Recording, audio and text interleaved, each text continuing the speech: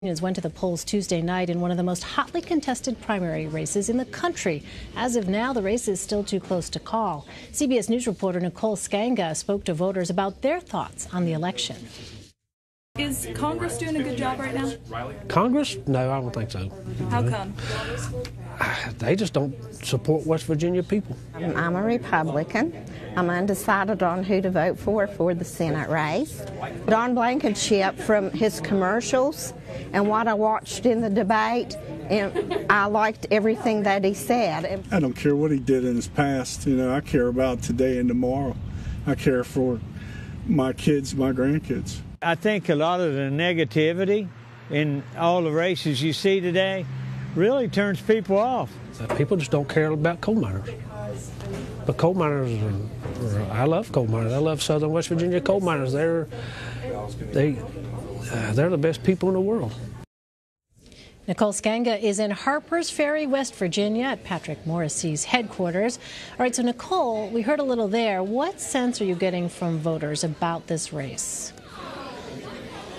Well, Elaine, the theme here is baggage, and candidates have not held back when it comes to pointing out each other's weak points. Don Blankenship's criminal past, Representative Evan Jenkins' former affiliation with the Democratic Party, and in the case of Attorney General Patrick Morrisey, his former New Jersey roots. That said, voters say they're tired of it. Not only are they tired of the constant television and radio ads, they really wish the candidates would focus on the future in a state they say is on the verge of a comeback under President Trump.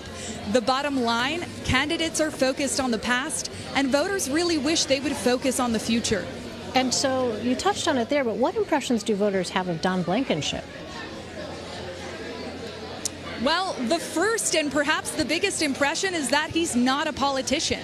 A number of coal miners south of Charleston, West Virginia, perceive him to be a job creator, someone who can help bring back the coal industry. Now, here in the Panhandle, where I am in Harpers Ferry, this is Patrick Morrisey territory, and a number of voters up here are far more outraged by Don Blankenship's involvement in the Upper Big Branch mine disaster. A number of them are disappointed in the Republican Party and are concerned about what a convict candidate could do for prospects against Democrat Senator Joe Manchin in November. Well, do they blame him for the Upper Big Branch mine explosion? A number of coal miners do hold Don Blankenship accountable for his role at UBB. Others blame MSHA, the Mine Safety and Health Administration, for their role, and some simply say it's not clear to them whose responsibility it was. Going back to what we talked about earlier, I've heard from a whole lot of voters who say, we're done with talking about the past, we're ready to focus on the future. Well, challenging Blankenship this past week, West Virginia Attorney General Patrick Morrisey really kind of increased his attacks on Blankenship. Let's take a listen.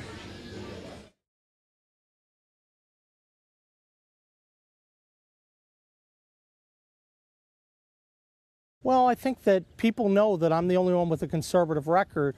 We have someone who had a very liberal record. We have someone who has a criminal record, and you have someone who has a conservative record. I like those odds, and I'm just going to keep working hard. We have a couple more hours left, and I think I'm going to try to pull as many votes as I can in. So, Nicole, was there a sense that perhaps there was an opening that was widening there as Morrisey and Jenkins were going after each other that they both simply missed? Yes, and Attorney General Patrick Morrisey did hold a press conference, a last-minute press conference on Sunday to highlight Don Blankenship's criminal past and what he says is a failure to release his personal disclosure forms, his financial disclosure forms in this election.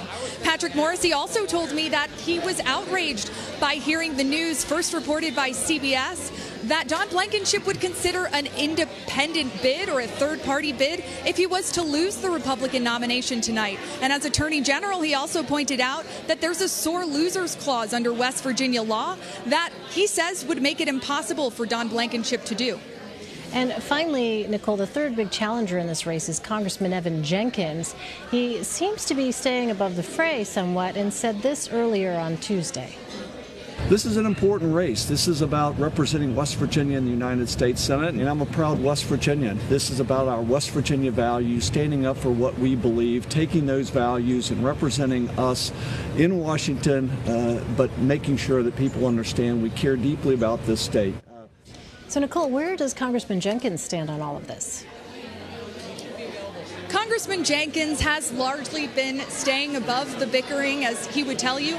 I asked him this morning, similar to your earlier question, if he felt like his attacks on Attorney General Patrick Morrisey perhaps created an opening for Don Blankenship.